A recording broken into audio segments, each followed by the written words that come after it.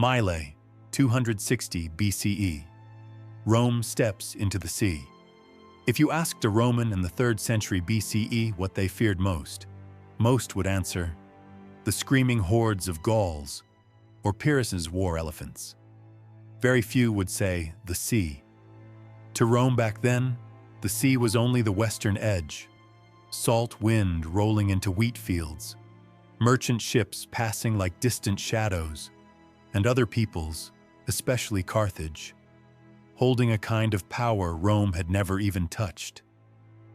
Because Carthage wasn't built on land, Carthage was built on water, a commercial empire, rich through trade ships, powerful through fleets. They lived on waves the way Rome lived on roads. While Rome boasted legions and infantry discipline, Carthage boasted admirals, sailors, and offshore encirclement tactics. To challenge Carthage, Rome had to do something Romans hated: leave the safe ground. The spark was Sicily, a massive island, shaped like a hook in the center of the Mediterranean. Whoever controlled Sicily controlled trade routes, and whoever controlled trade routes controlled the entire Western Sea.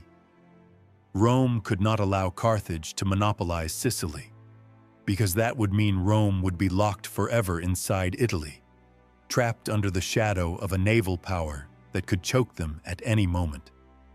In 264 BCE, the First Punic War began. From the start, Rome dominated on land. Their legions were tough, organized, brutal in close combat. But at sea, they were children learning to swim. Carthage had centuries of maritime tradition, shipyards, training systems, veteran crews, the kind of instinct you only get by living your whole life on water. Rome faced a bitter truth. Without a navy, they could never end this war. But building ships was one thing. Learning how to fight on the sea was another. Legend says Rome did something very Roman. They didn't invent, they copied.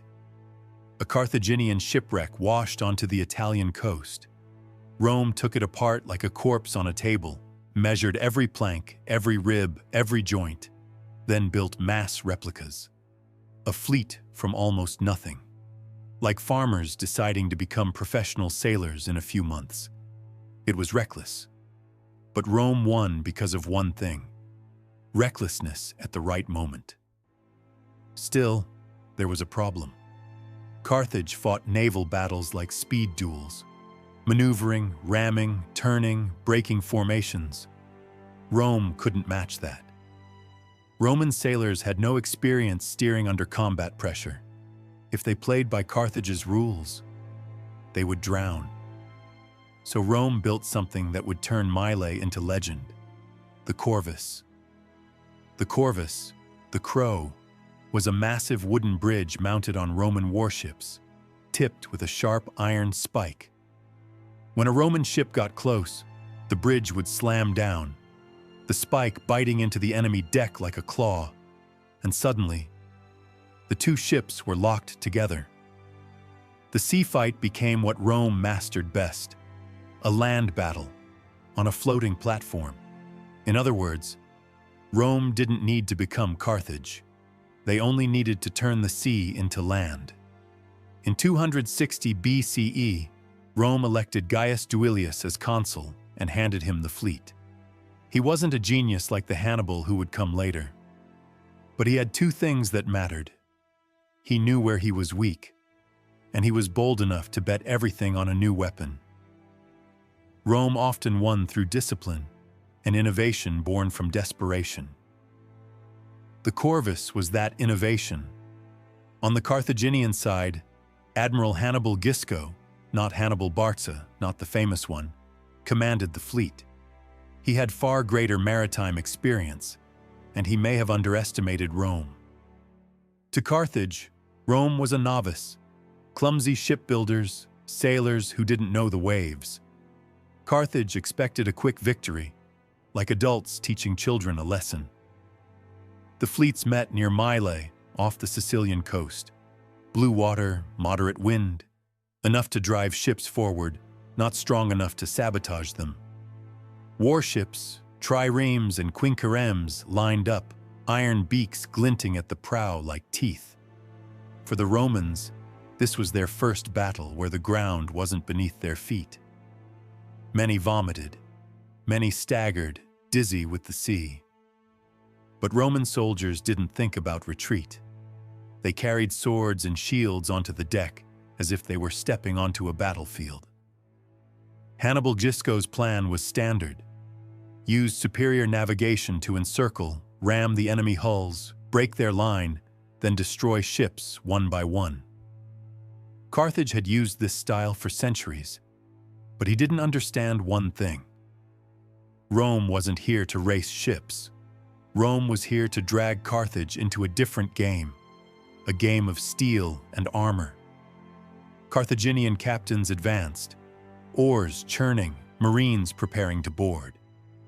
They looked at Roman ships and saw something strange, tall wooden structures standing at the prow.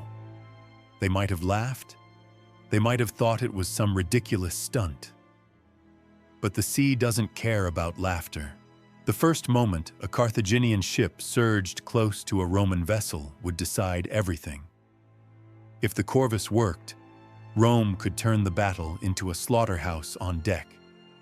If the Corvus failed, Rome would be crushed like someone drowning in their first swim. At Mylae, Rome was about to prove something terrifying. A land empire can become a ruler of the sea if it's ruthless enough to turn the ocean into a trench. And as both fleets surged into collision, the Corvus began to fall.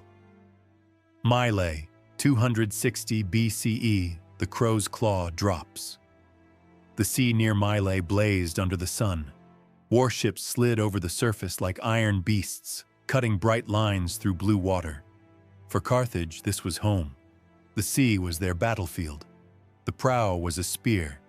The oars were muscle, and speed was everything. For Rome, every swell was still unfamiliar, but on their decks stood something deeply familiar: infantry. Men raised on one simple truth: victory is decided close enough to see the enemy's eyes.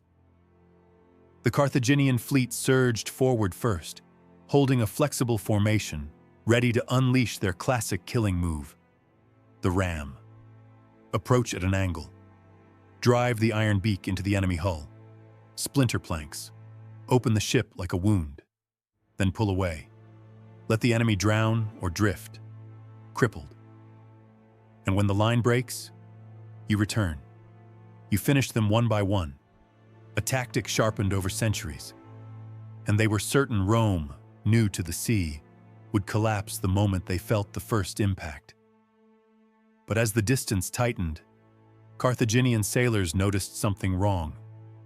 The Roman ships weren't dodging. They weren't turning to find a better angle. They weren't trying to outmaneuver. Instead, they moved in a steady, stubborn line, as if they wanted to be approached, as if they were inviting contact. And on every Roman prow, a strange structure loomed, a huge wooden frame folded upward like a bridge held in waiting, with an iron spike gleaming at its end. The Carthaginians laughed. They thought it was clumsy, a mistake, a dead weight that would make the Roman ships slow and helpless. They didn't know it was a trap. The first Carthaginian ship lunged toward a Roman vessel, aiming to slam its speed into the side. But the moment it came close, a scream of wood tore through the air like a gate snapping shut.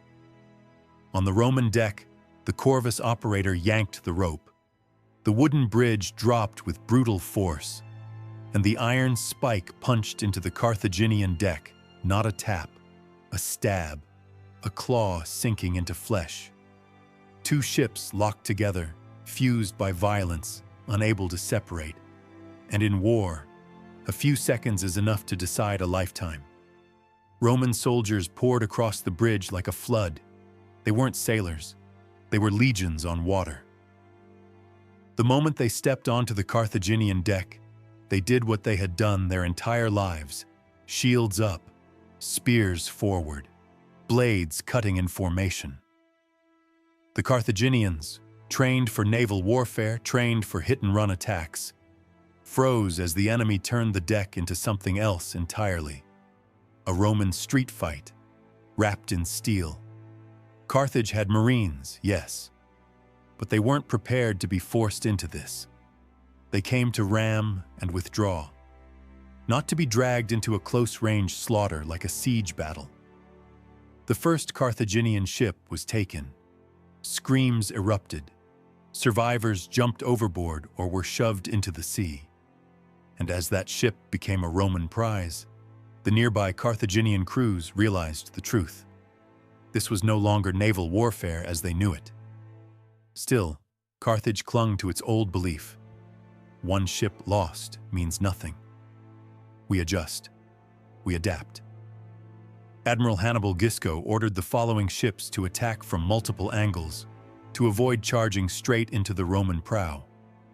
He aimed to bypass the Corvus by striking the flank or rear, where the device was harder to deploy. It was the correct response. Only one problem. He was responding slower than death. Because the Corvus wasn't just a device, it was a new rule. And when a new rule enters a battle, the side trapped in the old rule often loses in the first few minutes. The Carthaginian ships kept closing. One more, then another. Every time they tried to ram, Rome advanced instead of dodging. Every time they approached, the Corvus fell. The spike sank in, and Roman infantry surged across like the tide. From above, it looked like massive fish swallowing hooks. Carthage lunged forward and got pulled back to be carved open. Panic began spreading from ship to ship. The Carthaginian sailors, who had entered the battle confident in experience, now hesitated. If they came too close, they would be hooked. If they stayed too far, they couldn't ram effectively. If they split wide to encircle, they still had to approach from somewhere. Their entire doctrine depended on controlled contact. But the Corvus turned contact into suicide. Gaius Duilius didn't need genius. He only needed calm, hold formation, move slow, stay steady. Let Carthage make mistakes, because those who are used to winning often make their worst mistakes the moment they feel insulted. Duilius positioned the Roman ships so the Corvus could be used at maximum efficiency. A steady advance, a stable front, ready to lock. As Carthaginian ships began to disappear, captured, shattered, immobilized, Hannibal Gisco faced a reality few admirals ever admit. He was fighting a battle he didn't understand. He might have been the best sailor in the Western Sea, but he was being dragged into what Rome did best: killing at knife distance. Some Carthaginian ships attempted to retreat. But retreating at sea isn't like retreating on land. When you turn away, you expose your side. And Rome, who didn't need high maneuverability, kept pushing forward, locking ship after ship into death. At a certain point, the battle stopped being a clash of tactics. It became a collapse of the mind. Carthage began to fear the very act of closing distance, but their entire way of fighting demanded they close distance. Ancient sources claim Rome captured or destroyed around 50 Carthaginian ships, a number large enough to make Mylae a geopolitical shockwave. The exact number can be argued. But what cannot be argued is this: Carthage lost ships, and something far worse. They lost the feeling that the sea belonged to them. And Admiral Hannibal Gisco did what defeated commanders often do. He withdrew to save what remained. He fled, leaving ships beached, captured, burned. A Carthaginian admiral retreating wasn't just defeat. It was rare. because Carthage was used to controlling the ocean as if it were their private domain. As the Carthaginian fleet disappeared beyond Mylae, the Romans, sailors only by necessity, began to understand what they had done. They had achieved the impossible. They had won their first major naval battle. And they won not because they became better sailors, but because they turned naval warfare into infantry warfare. Mylae wasn't a beautiful victory of seamanship. It was a victory of thinking. If you are weak in one arena, don't imitate the stronger enemy. Change the arena. On the waters of Sicily, Carthage tasted something unfamiliar for the first time. The taste of an opponent who refuses to play by the rules. And that was the moment history shifted. Mylae, 260 BCE. Rome learns to swim, and the sea changes hands. When the Carthaginian fleet withdrew from Mylae, the sea finally went quiet. No more brutal collisions, no more roaring oars, just thin pillars of smoke rising from half-burned ships, broken timbers drifting like bones, and bodies floating with iron armor, black dots on endless blue. But for the Romans, the sight wasn't simply victory, it was awakening. They had just proven something that, until this moment, even they hadn't fully believed. Rome could win at sea. And in the seconds after the battle, Rome's feeling wasn't the usual pride of a victorious army. It was disbelief. Many of the Roman soldiers were farmers, men who never imagined their lives would be spent fighting on water. They boarded ships with unease in their stomachs, afraid of waves, afraid of slipping, afraid of dying without earth beneath their feet.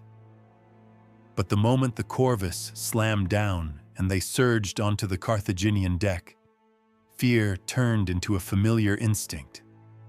This is a land battle.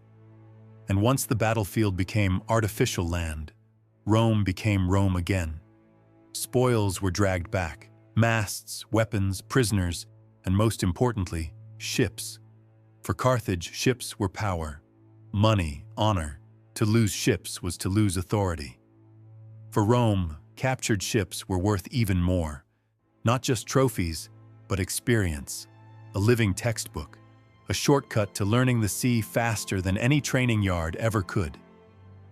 The Roman commander, Gaius Duilius, became a hero.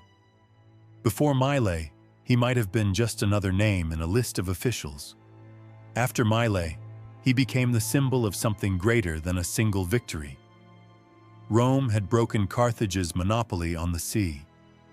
And when Rome breaks a monopoly, they don't stop at one win. They turn it into a system. Few honors in Roman history were as unique as what Duilius received.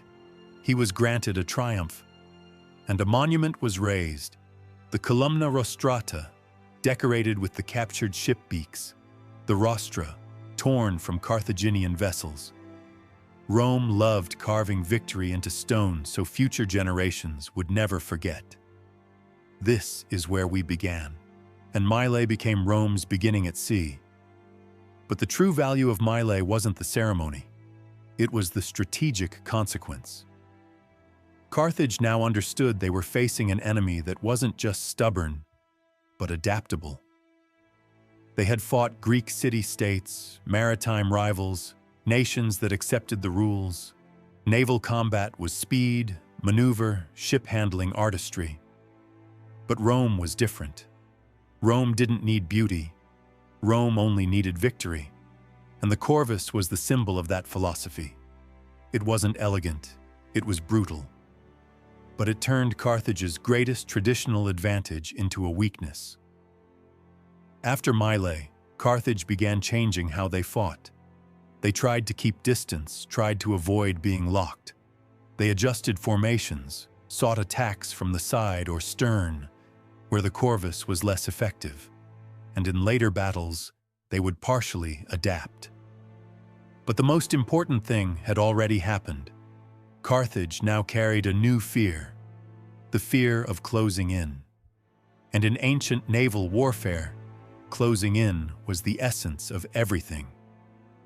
When a warrior fears the core act of his own profession, a piece of his fighting soul is already dead. For Rome, Mylae gave them the thing they lacked most at the start of the war: confidence on the sea. A fleet can be built from wood, but the spirit of a fleet can only be built from victory. Mylae was the first psychological brick that allowed Rome to endure a Punic war that would stretch nearly 23 years. But this victory came with a cost, and with a warning. The Corvus, for all its deadly effectiveness, made Roman ships heavy and unstable. In calm seas or mild waves, it was a weapon of genius, but in storms, in rough waters, it could become a curse, tipping ships, cracking hulls, dragging them into disaster. Later, Rome would suffer horrific naval catastrophes, fleets destroyed not by enemy steel, but by wind and wave. And the Corvus was often blamed as one of the reasons. Meaning, Mylae proved Rome could win naval battles. But it also revealed something grim. Rome still didn't belong to the sea. They were winning by turning the sea into land. But the sea does not always agree to become land.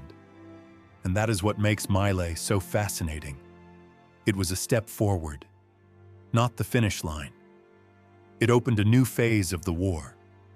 Rome would expand their navy, strike deeper into Carthaginian supply lines, widen their reach across Sicily, Sardinia, Corsica. And once Rome tasted sea victory, they did what they always did on land. They scaled up until the enemy couldn't breathe. In the years that followed, Rome would fight countless naval battles. There would be towering victories. There would be losses so severe entire fleets vanished beneath storms.